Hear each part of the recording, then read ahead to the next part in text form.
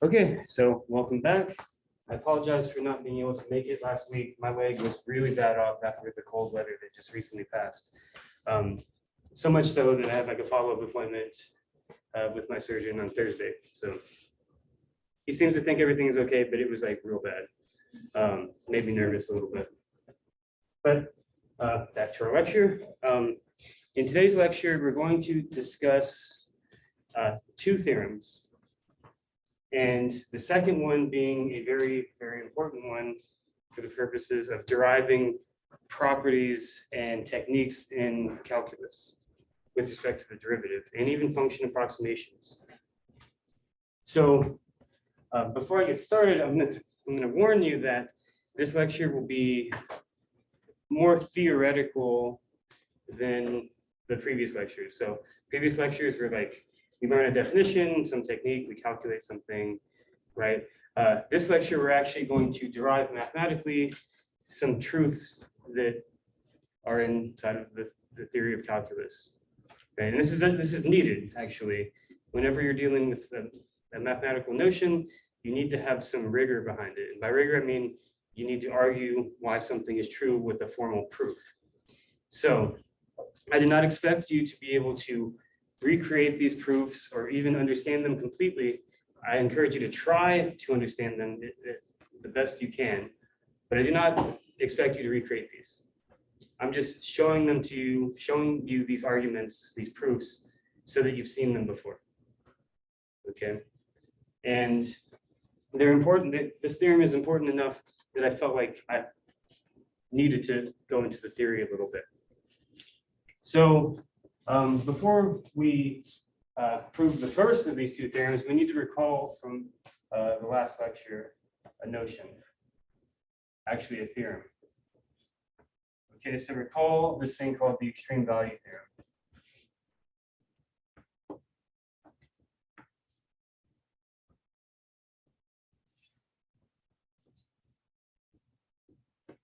Right, so this was a result that was concerned with minimums and maximums of continuous functions over closed intervals. So what did it say? Well, the extreme value theorem states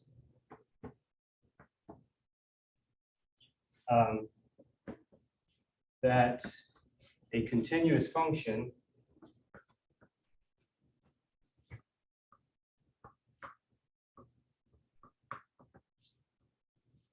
on a closed interval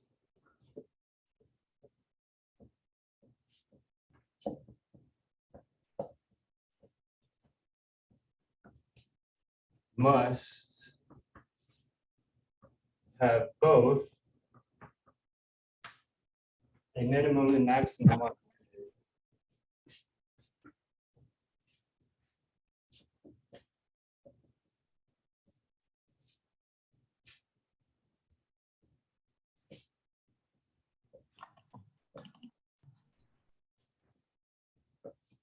Okay. And we should probably emphasize that these minimum and maximum may occur at the endpoints, right? That's why we had to check them. We found critical values, and then we evaluated the function of those critical values and at the endpoints. So minimum and maximum at interval, and these values can occur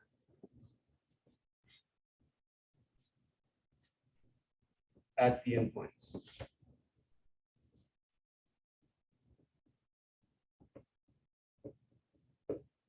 Okay.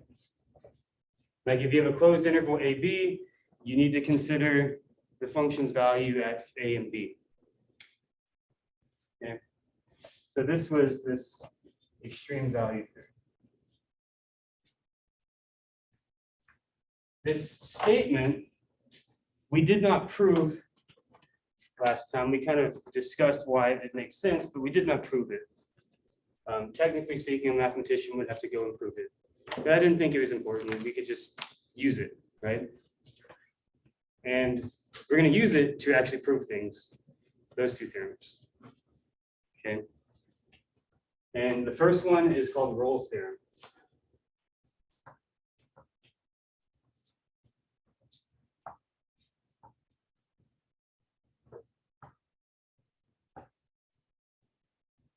Okay. All right. So the statement is, so let f be a continuous function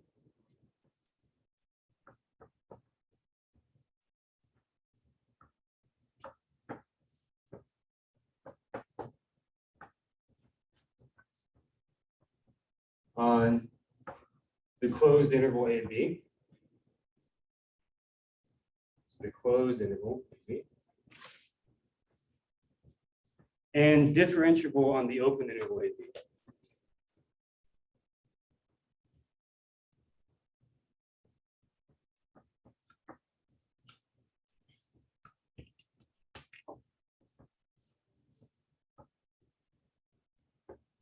Right, so this is like the realm that we're considering. We're just considering functions that are continuous on the closed interval, but also differentiable on the open interval. Okay. Now here's the conditional statement, the conditional part of the theorem. So if f of a equals f of b, then there is at least one number, say C,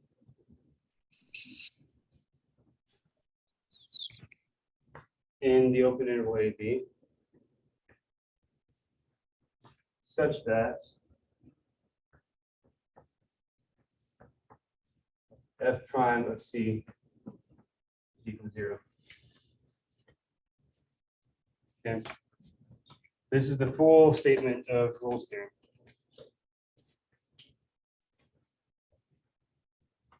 Okay. So intuitively, this is like, if you really think about it, it should make sense. Right? So what do we know? So f is continuous on the closed interval AB, right? So that means if you like, I'll just draw it out. I'm going to have to erase this because I'm going to need more room, but I'll just draw up the idea here. So here's like A, B, right? And if f is continuous and you try to plot its graph in this interval, it's going to connect all those. It's going to look something like that, right? If it's continuous, there's no jumps in it or anything like that, right?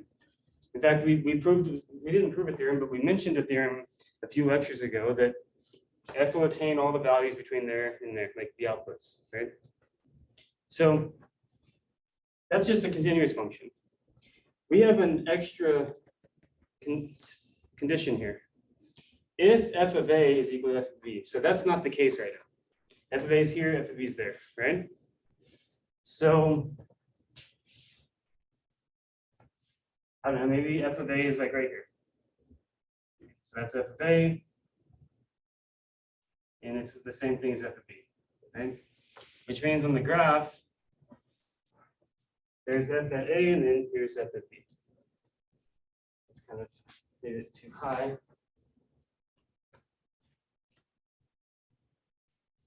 Okay. Okay. So now, right, like if we try to draw the graph of this continuous function over that interval, right? Like it's going to have to go back there, right? So maybe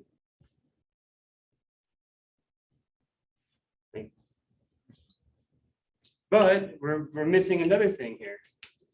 It has to be differentiable on the open interval AB, right? So it can't have a crimp like that. Remember, the left and right hand side limits are going to different values of the slope, right? So it would not be differentiable right there. This statement is saying that we're assuming that f is differentiable. So it can't be like that. So it must look something like that or something. I don't know. It can't be any sharp crimps anywhere. And it has to connect. And if we're starting and ending at the same value, right, we have to change direction at least one time, right? Change direction. As we go from A to B, we're increasing and then we're decreasing. But what happens when that happens? When that happens, we encounter a critical number, a critical point, where the derivative has to be equal to 0 when we're changing. And that's what this theorem is stating. That's exactly what it's stating right here. Because the starting value and ending value is equal, right?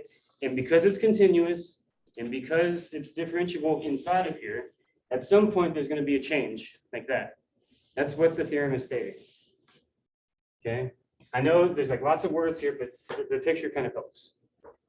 Right? So let's look at a formal proof of this statement.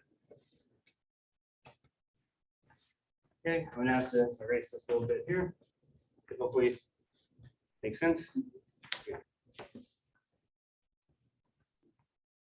All right. Now the picture might have been a little bit deceiving actually, because there's several possible cases that can happen. And that's what we're gonna kind of work through. But in all of the cases, we're going to say, let D be some variable that's equal to f of A, which is equal to f of B. Okay. So I'm only assigning this to a variable name because I don't want to have to write f of A and f of B over and over again. It's going to say D, whatever that value is. Okay. Okay. So case 1.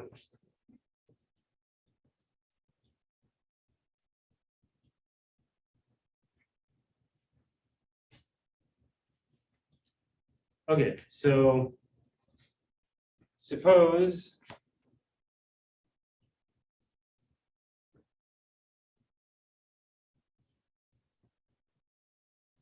f of x is equal to D for all x in the closed interval AB. What does that mean? What type of function is f in that case?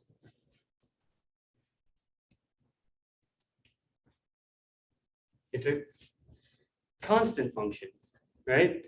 If it never sways, it's just always equal to D, it's constant. The tangent line is 0 everywhere, right, to that curve.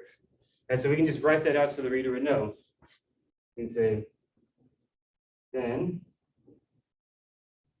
f is a constant function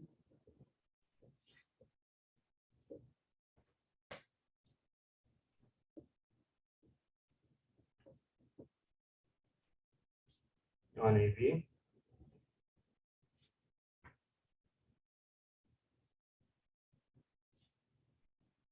And the derivative's value is equal to 0 everywhere, right? The derivative of a constant function is 0, right? So, and f prime of x is equal to 0 for all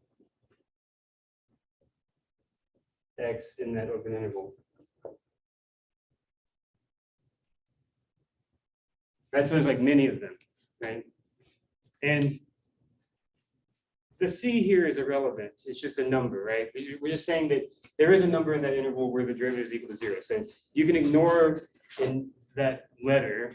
We're just trying to show that happens at least one time. And we did when the function's constant. That's kind of the easiest way, right? Because if it's constant, then the derivative is always 0, right? So case 2 would be not that, something else. What are the other possibilities? Well, we always know that these equal, right? So maybe we can say that somewhere in there, the function varies, right? Like, here's the case where it's just always the same value. What if it goes up? Right? Like, what if there's a point where the function goes up, which would be different than this, right? Or the other case would be, what if the function goes down? Right? Like, we have to consider this. So this would be like case 2.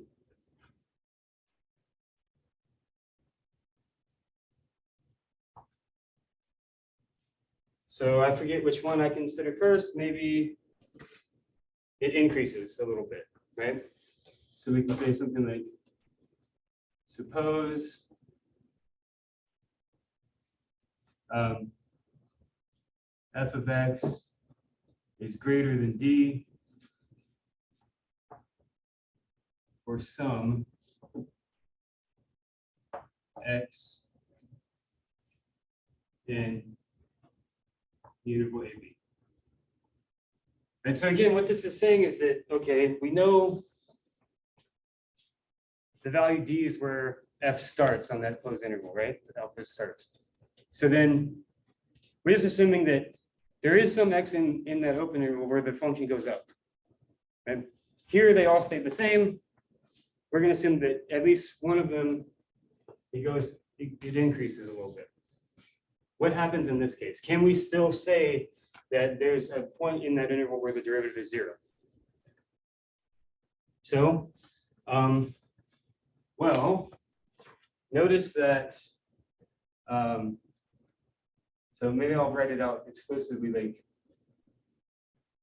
so since f is continuous,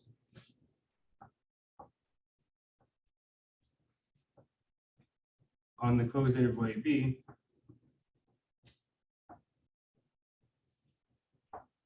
the extreme value theorem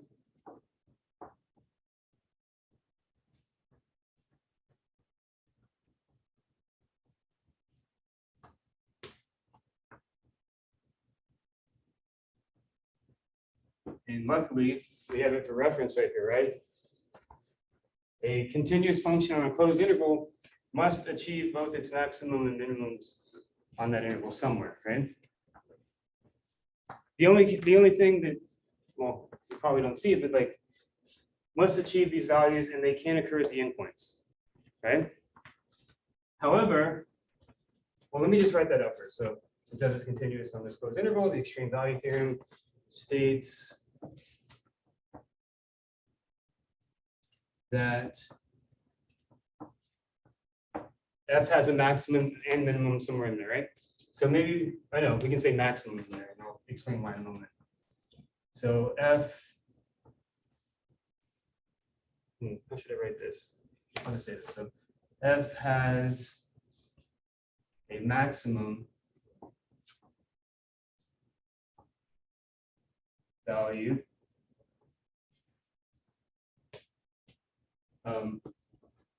in AB at, say, the number C. And so there is some value in there where it achieves its maximum, right? Now, the thing that we're going to note is that this first assumption here, that f gets bigger than d at some point, right? That tells us that even though the extreme value theorem only says that the maximums and minimums occur and they could be at the endpoints, right? So if d is the value at the endpoints, right? D is the value at the endpoints. So the maximum, if there is some function, like some output that's greater than that, that means the maximum is greater than that, right? So I'll just write that out with words. So since f of c is greater than or equal to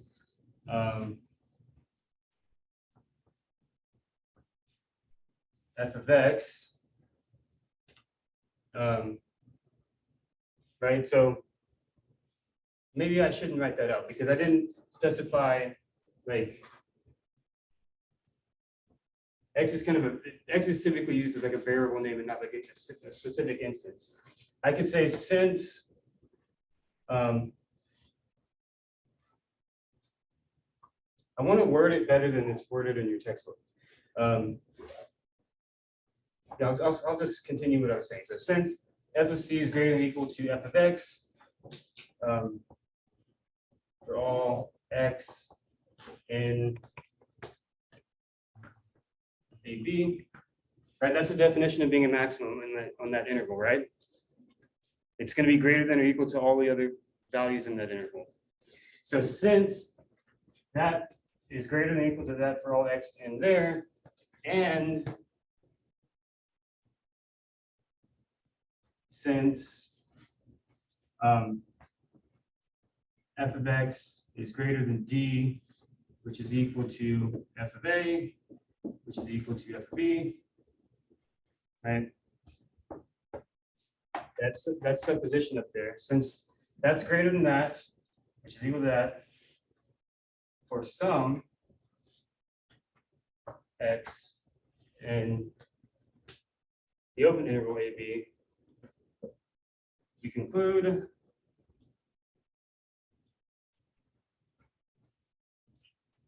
that the number c, right, that we said is inside the closed interval, it's really that c is in the open interval. Right?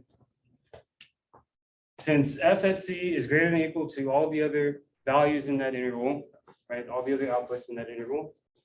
And since we know this is like the assumption that we made in this case, there is some function value that is greater than d. We know the maximum can't occur at a or b. It has to be in there somewhere. That's what it's saying. And at maximum occurs at a critical value, right? So these like minimums and maximums occur at critical values, right? But it doesn't necessarily have to be the case that the derivative is equal to 0. The derivative could not exist, right? Like with the crimping thing. But we've assumed that the function is differentiable in there. So we know that then it must be the case that derivative is equal to 0 there. So since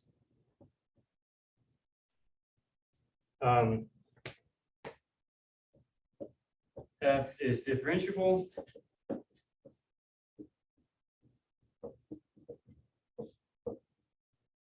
on the open interval AB, and since c comma f of c, no, I'll just use f of c. So since it's differentiable on that, and since f of c is a maximum,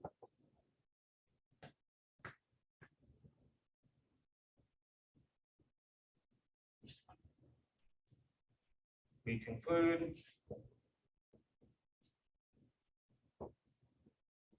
that f prime of c is equal to 0, i.e. c is a critical number.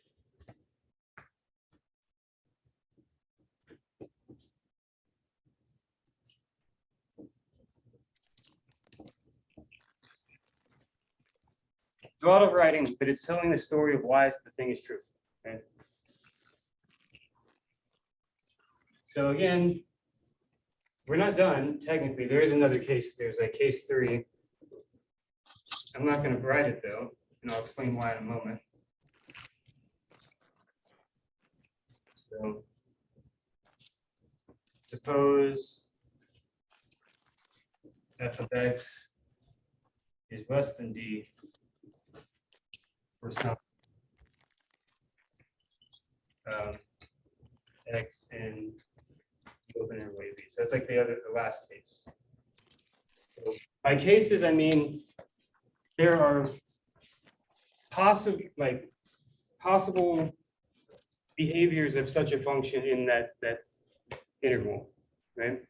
It could be constant And then another possible case would be that if it increases sometime in there, and then the last case is if it decreases sometime in there. Right? These can overlap, but we're just checking off, well, if that happens, we're good. We found a local maximum interval. We know the derivative there has to be equal to 0 because it is differentiable in there. And that was a part of our original assumption. Next, we would do this, but the proof is the same as this, right? If it decreases at some point, then, okay, what can we conclude? Well, f is continuous on this interval, which means it achieves a minimum in that interval instead of a maximum, right? The minimum will be smaller than d, right? The function is differentiable, which means that at that minimum, the derivative will be equal to 0, and that would check it off. So, like the proof of case 3 is essentially the same as case 2.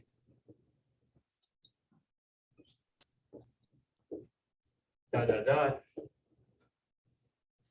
In all cases, we would show that there exists at least one point where the derivative is equal to 0, and it's not one of the endpoints. Right? That is like in the case that we wanted, not one of the endpoints, the derivative is equal to 0 somewhere. We don't know what it is. We have no idea what c is. We just know that there exists some c in there. And existence is enough to build a lot of theory and ideas and techniques. Okay. In fact, a lot of mathematical statements are of this form. There exists something, but we don't know how to do it. Right? Like we don't know how to find that c. Maybe we could figure out a way, but like generally speaking, it doesn't matter. You just need to know that it's there, and then you can say a lot of things. Okay, so that's I wouldn't be surprised if that's like one of the first like real proofs that you've ever seen. I wouldn't. Typically, you will not be exposed to proofs unless like you take courses like discrete math or like some calculus instructors emphasize proofs a lot, but it's not like it's common for you guys to have seen anything like this before. This is probably closer to like what a mathematician does than anything else that you've done. Okay, like mathematicians prove and disprove. We don't sit around like calculating things. We give logical arguments for why things are true, and you have to be like clever sometimes. In fact, most times. Okay. So I do have like an example of like using this thing. I don't know. It doesn't really illustrate the purpose of why we wanted to prove this, but we can use it for certain types of problems if we want. So get one of these examples. By the way, I didn't mention it, but I drew this little like square right here to indicate the proof is done. Like once this was filled in, the proof would be done. This little box is what mathematicians put at the end of an argument to indicate that they're done. It represents, it's like a representation of this notion of QED. QED is an abbreviation of a Latin phrase, quod erat demonstratum, and roughly translates to what was to be demonstrated. So statement, proof, argumentation, done, what was to be demonstrated, the theorem is true and always will be. Okay, so let's just like look at a silly example with this thing. Find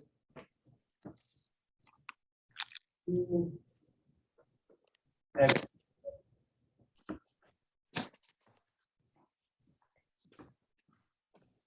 of the parabola. Oh, I remember why I did this. I wanted to like refresh your memory and like just like basic algebra things, but also use this. So find the two x-intercepts of the parabola f of x equals to x squared minus 3x plus 2.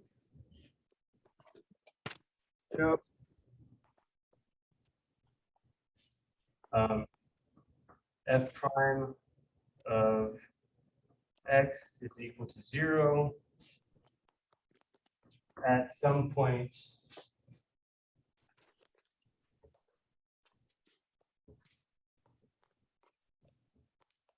between these intercepts.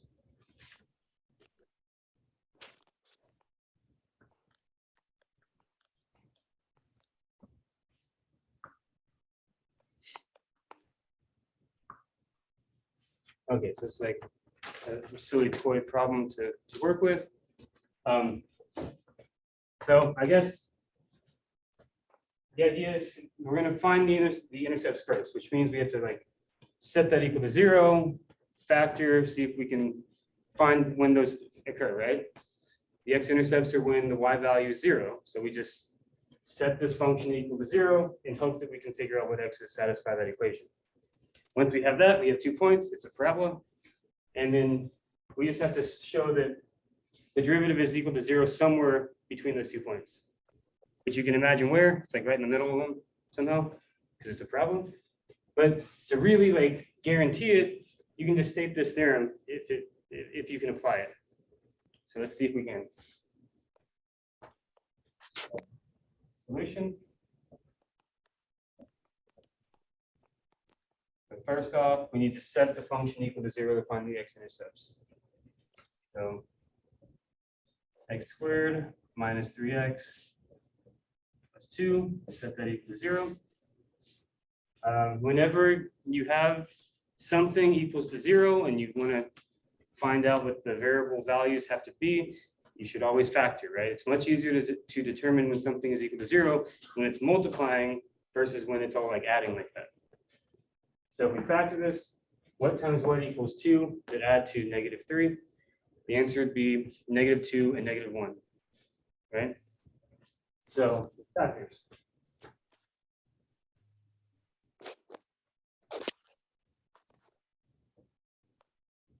And this is simple now, right? Whenever you have 2 numbers multiplying to be 0, you just have to figure out when either one of them is 0.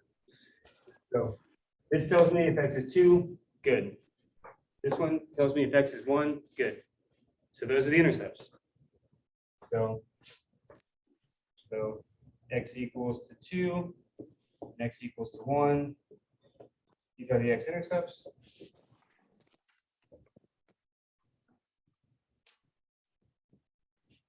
But we're not done. We need to show that the derivative of the function is 0 somewhere in between there, right? So I would normally write beneath it, but I'm going to have to squeeze it right here. Okay, so can we use Rolle's theorem? Well, that function is a parabola. It's differentiable everywhere, right? And it's continuous everywhere. So it checks off being continuous and it checks off being differentiable on it, right? And then between these intercepts, so it's like we're considering the closed interval, what, 1, 2, right? So I just say consider the closed interval 1, 2.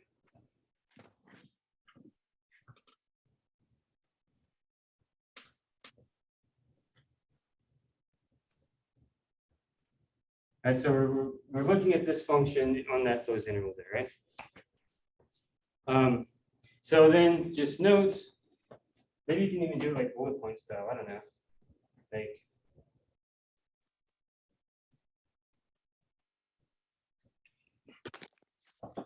right? They equal each other because what's the function's value at either one of those numbers? 0, right? Those are the intercepts. And f is continuous.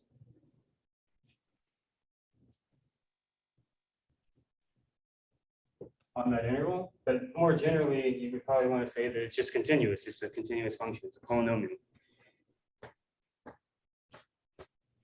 And then it's also differentiable everywhere, but in particular, f is differentiable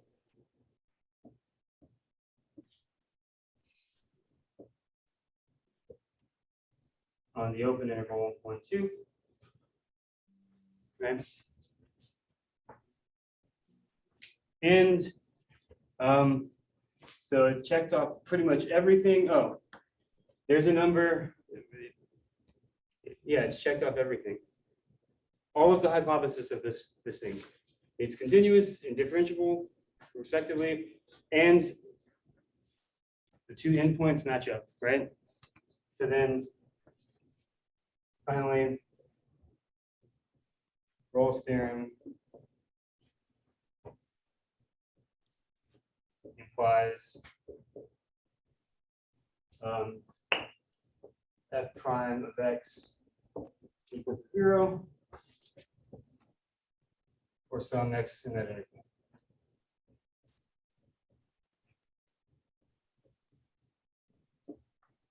That answers that example problem, right?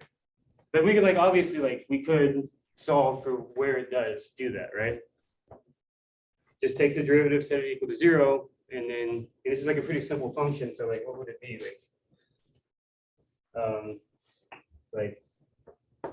f prime of x is equal to 2x minus 3, right? So that means that x is going to be 3/2. That's where the derivative would be equal to 0. And we knew that existed before we solved for it, right? We knew that it existed because of Rolle's theorem, right? So again, kind of a silly example, but I think this isn't something that you would apply to anything. This is just something to help build a theory that will be needed to then apply that other stuff, right? Okay. So next up, we have the main theorem, the mean value theorem.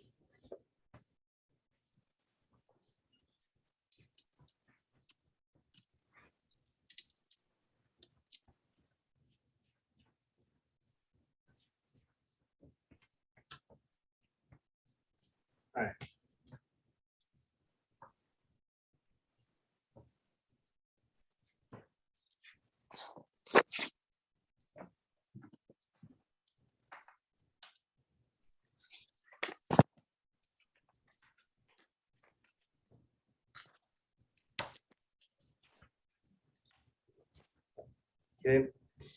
Okay, so this states that if f is continuous,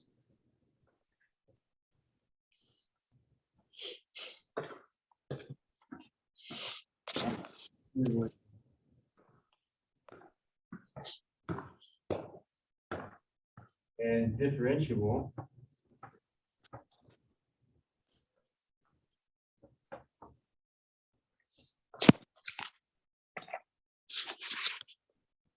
be sure to mute your mics, guys. Differentiable on open interval a b, comma, then there is at least one number c in the open interval a b, such that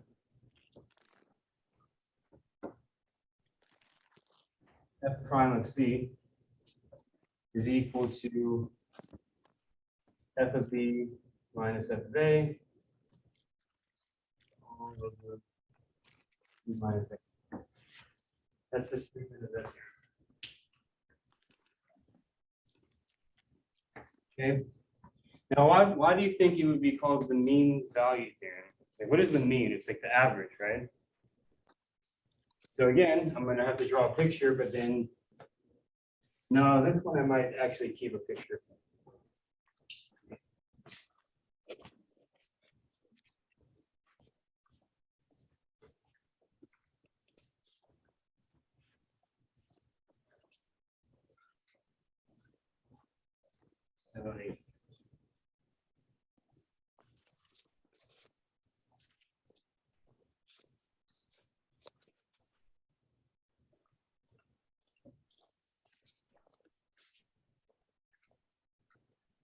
So there's A, F of A, B, maybe I'll put it up. B, F of B.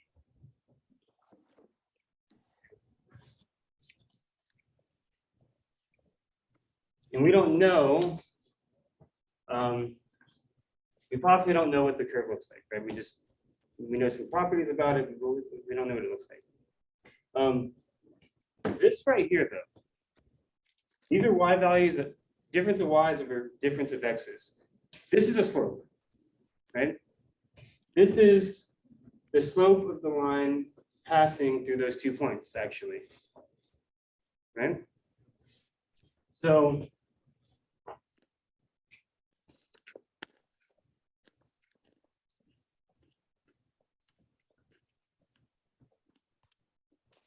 that line, not drawing the best, but whatever. That line has slope that, right? And if you think back to when we talked about velocity, the average velocity between like these time frames, right, would be the slope of that line, right?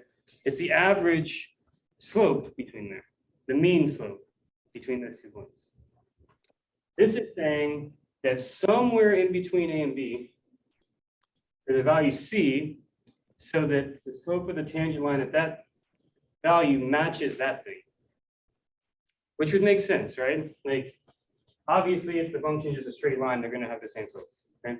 But like, what if it changes? Well, we know that it's continuous, which means it's not going to have any jumps in the graph, and we know that it's differentiable. So somewhere in here, the curve has to like connect there, right? So I don't know, maybe it looks like that. It could be more complicated, right? But it has to have that same kind of property, kind of smooth and connected. Well, somewhere on here, maybe like right here,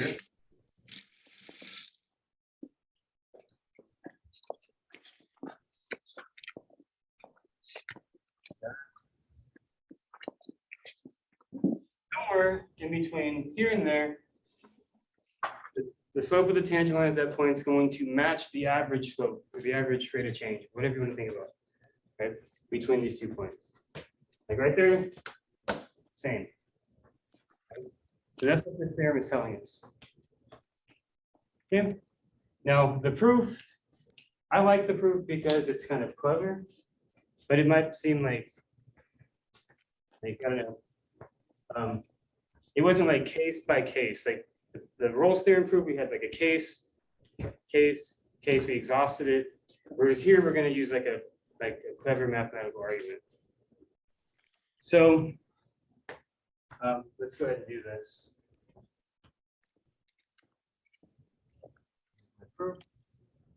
So I'm literally going to say like, okay, I know the slope of this line, right? The slope of the dotted blue line, right? What is the actual equation of that line? Well, just recall that y minus y1 is equal to m times x minus x1, right? That's the equation of a line, right? So if I want to know the equation of that thing, right, I can do this in several different ways. I have the slope, and I also have 2 points, a comma f of a and b comma f of b, right? So maybe I'll just use the first one. So like, so y is equal, y minus f of a is equal to the slope, that's f of b minus f of a all over b minus a times x minus a, right? If I just start plugging in, like this is the point a comma f of a, I just use that one, I know the slope, okay? Solving for y, I get the following equation. So f of b minus f of a all over b minus a times x minus a plus f of a. Okay, so this is like a general formula for the equation of that line. Like no matter what f looks like, it's just that's always going to give the equation of that line. Okay. So we're going to use that notion. So maybe like first observe the equation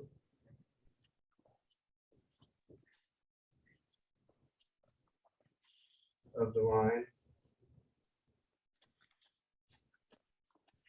passing through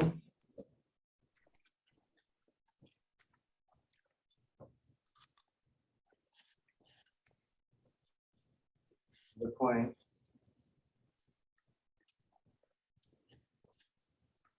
A, comma, A, and B, comma, F of B is precisely that thing.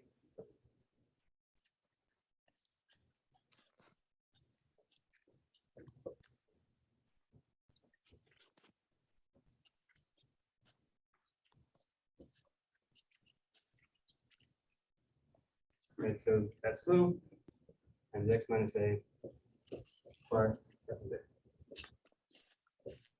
Okay. So can we like agree though? Like equation, like, that's the slope here, right? And just took the point A and plugged into that form. Solving for y, get y as a function of x. Right, like yeah, right? Y is a function of x. These are just numbers. We don't know what they are, they're just numbers. Right? That's a number as well. So really, we just made an equation of y in terms of x. Okay. So next,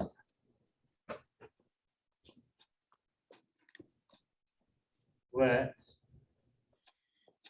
with x equal to which direction do I want to do? I'll say do this. So equal to f of x minus y. So I'm creating a new function based off of the original function f and that thing there.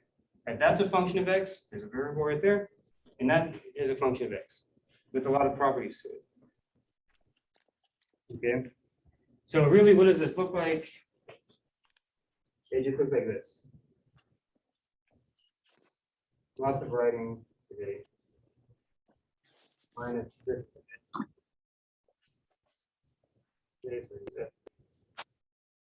Oh, this should be it. What wouldn't so b?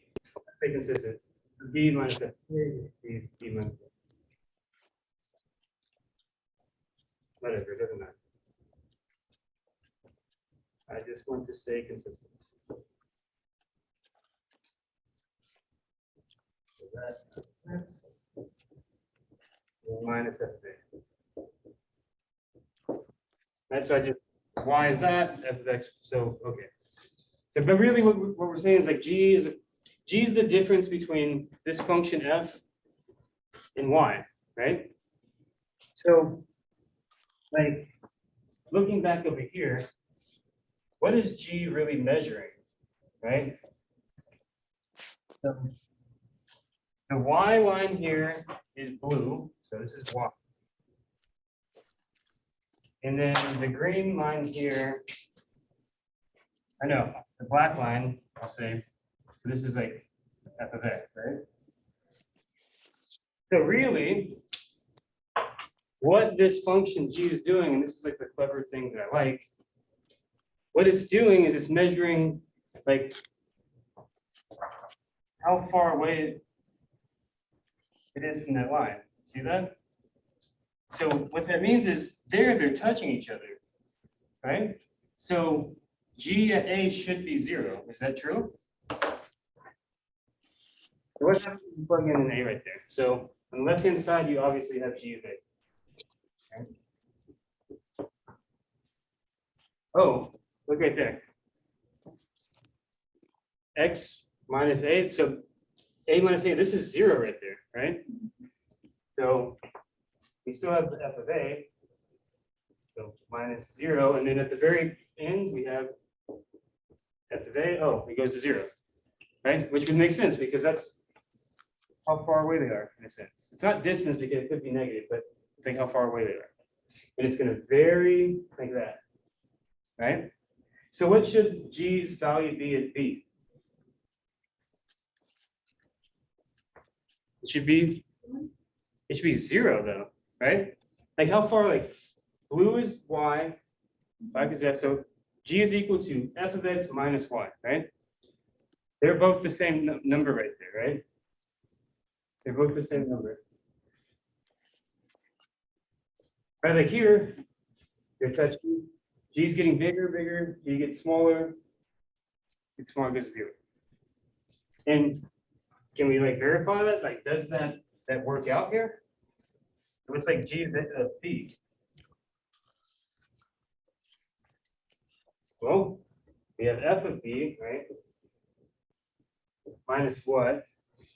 Oh, look, if I plug in a b right there, b minus a divided by b minus a, it goes away, and I'm just left with minus the numerator minus that. So what is f of b minus f of a? Minus f of b, sorry. Plus f of a, and then at the very back,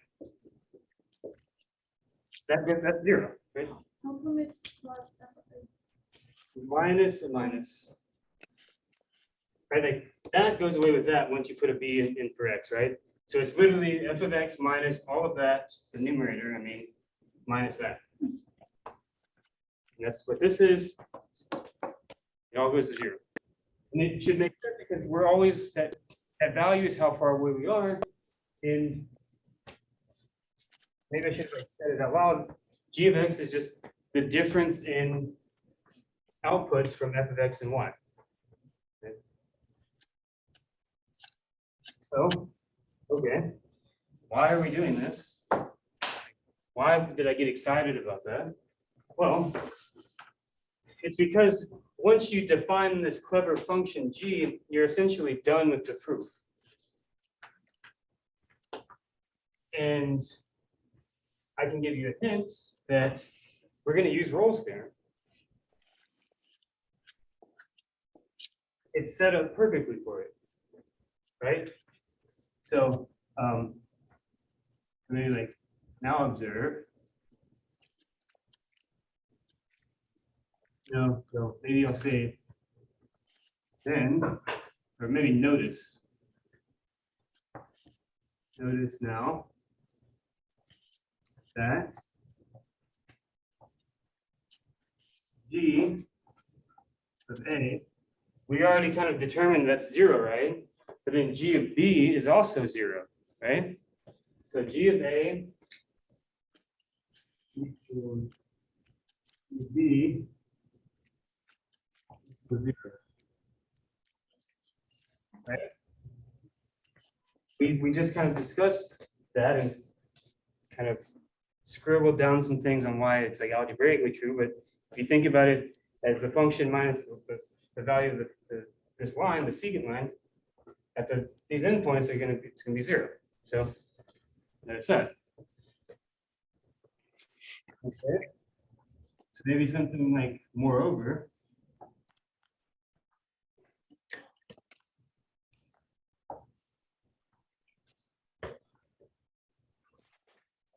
U of x is continuous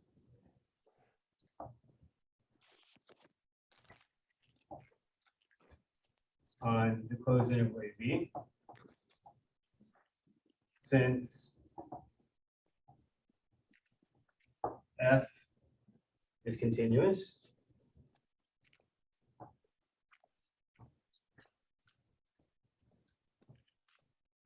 f is continuous on AB, and y is just a line. Okay.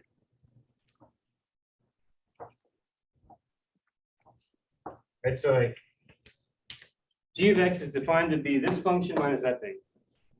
That's continuous, and that's a line. It's continuous.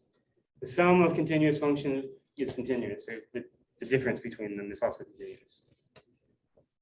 Moreover, or maybe further,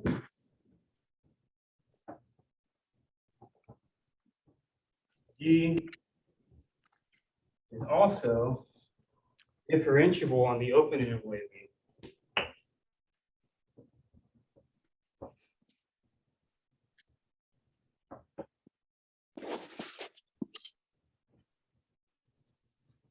AB, since F is differentiable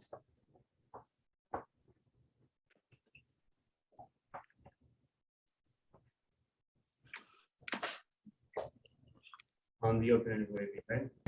So we're assuming that all these things are right.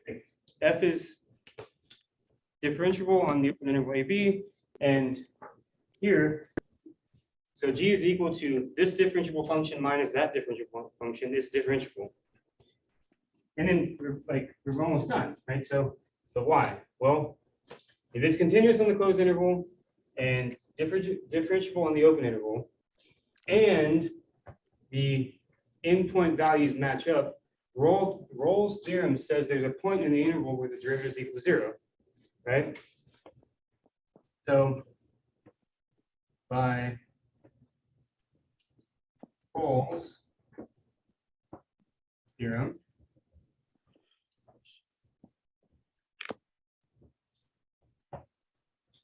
there exists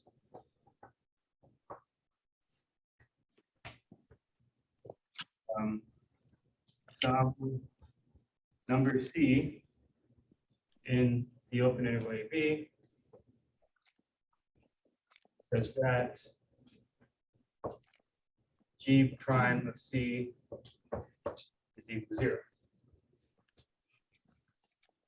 Right? So, okay. How does that help us? Well, let's look back to G. So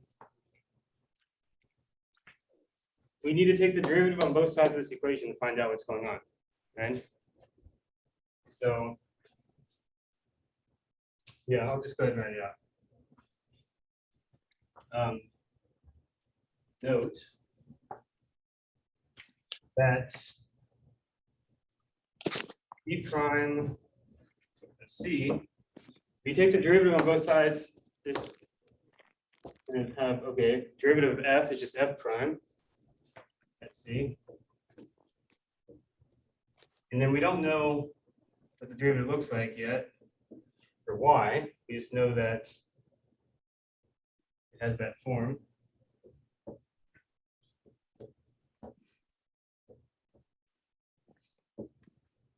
Just plugging in Y, what it actually is.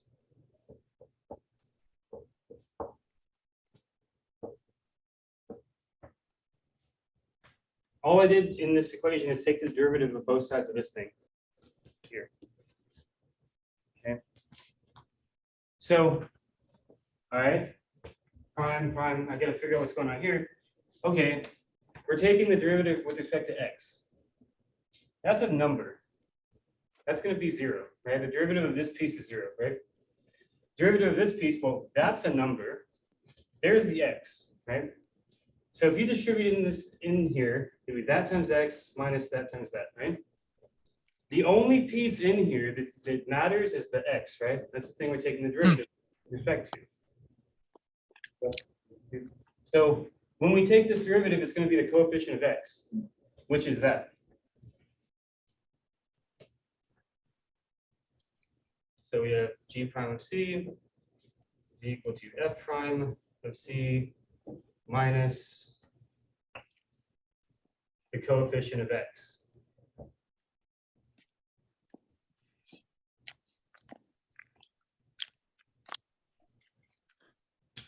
Right? That is the only thing multiplying that X right there. So when we take the derivative with respect to X, it's just that, right? Like powers 1, just 1 times that. Hopefully you see that's what's going to result in it. But G prime of C, we're assuming that that's the place where this happens, right? So instead of writing that, what we should have been writing is this. Right? Because we know that's the case. We don't know what C is, but we know that there is one, we're going to call it C, where this happens. So the derivative is equal to 0, which is equal to this. And if we rearrange it, we get that that's equal to that.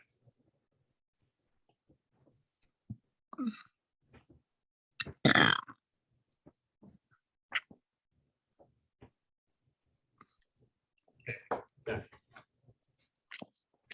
And then we've shown that to hold true for at least one C in there. It could hold true on a bunch of them, but we didn't ask for that. We just wanted to know if there's one, and then it's done. Okay. So that's the end of the proof. And it has a consequence to it that I think is nice. Other than it says that there are like points in between the endpoints of your closed interval where the rate of change is going to be equal to the average rate of change. That's what it tells you. It guarantees that. Okay. So I like the alternative form, and I'll tell you why in a moment. So, all right, so we can rearrange this thing. We assume all that, we can rearrange this. We can write it like this. This is like equivalent to saying that f of b is equal to f of a plus f prime of c times b minus a. It's the same thing, right? Just multiply both sides by b minus a, solve for f of b, and we get this. Okay? So the reason why I like this form here is because it's related to something called Taylor's theorem that we will discuss. I make a point to discuss that theorem when I teach Calculus 1 because I think it's very important. So they're the same, but writing it like that makes me feel like closer to this Taylor's theorem. So, okay, why would I like this one?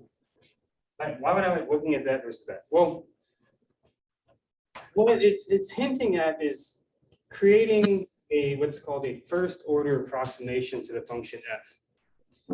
What I do in my like data science role or machine learning role is about finding functions, right? Like finding approximations to functions that I don't know what they look like. That's like a very common thing that can occur when you have a lot of data in front of you, regardless of the field that you're in. So what this is kind of hinting at is the following. So I'll just call it by what it is. It's a first order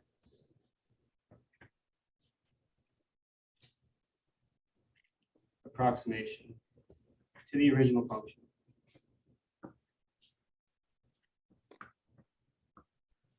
And it looks like this. I'll call it not f. I have to use something else like I'll use like a or f subscript 1. That's actually common. So f subscript 1 is equal to f of a plus f prime. See how I want to be very careful on how I write this out. Yeah, I think I feel comfortable. We will actually spend a lecture on this, though. Draw. Be sure to mute your mic. All right.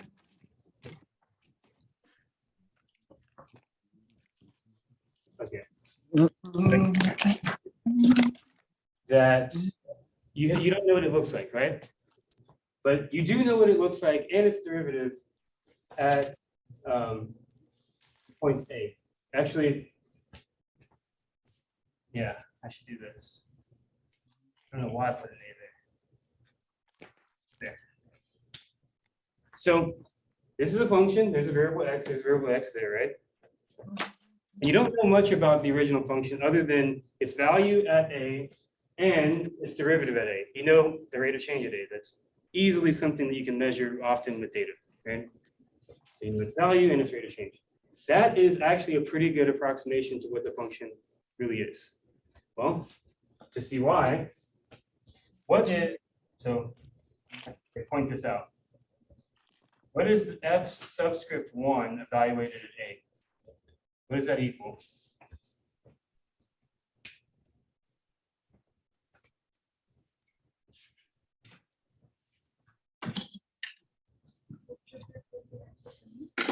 Yeah, it's just a normal function like you're used to. So put an a right there. What does this become? You're left with f a. Okay, so if we're trying to have like an approximation to the function we don't know, it should at least match up there, right? So this thing matches there, good. What about what's the derivative of f at a? So what's the derivative of this thing here? That's a number, it goes away, right? That's a number, derivative of that's 0. What's the coefficient of x? Yeah, f prime of a. So when you take the derivative, right? Like I'll write it out like fully so you see it.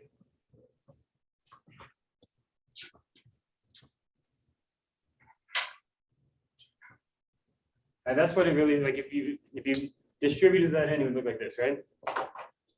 So you're taking the derivative with respect to x, right? That's a number that goes away. Derivative of a constant is 0. There's an x right there. What's the coefficient of that x? It's precisely f prime of a. That's a number again. It goes away. So what are you left with? F prime of a. So this is like, okay, this is a function, right? This thing f subscript 1, that's a function of x. It happens to have the case that it has the same value at a as the function f that we might be seeking. And then also, its first derivative at a matches the first derivative of the function we're looking for at a. This is why it's called the first order approximation. So like the order is like the number of derivatives you take. You could do a similar thing with like multiple derivatives, like higher power derivatives. And what this is doing basically is very similar to like the proof idea and this notion given by the mean value theorem. So like imagine like we can't see this, but there's some function that we're chasing, right? We can't see it, but there's some function that we're chasing. So like this thing here is going to like right there. Like if that's like a right there, right? In blue would be this, which around there looks like the function. It has the same rate of change and the same y values, right? It might not be perfect, but it is a linear approximation to this curvy thing. And in many instances, that's good enough to tell you the behavior that you need to kind of do interesting sciencey things with, right? So, but it's like, if there is a connection, right? Like the only difference here is like, if I put a C there and a B there, right?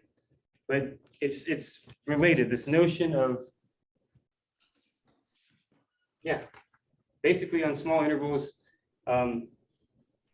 if it's continuous and differentiable, we know that somewhere in there, the average rate of change will be equal to the true derivative at that point. And that's kind of what we're saying by looking at this, in a sense. Okay, so I think my leg is tired enough for the day, talked a lot, so that'll be it.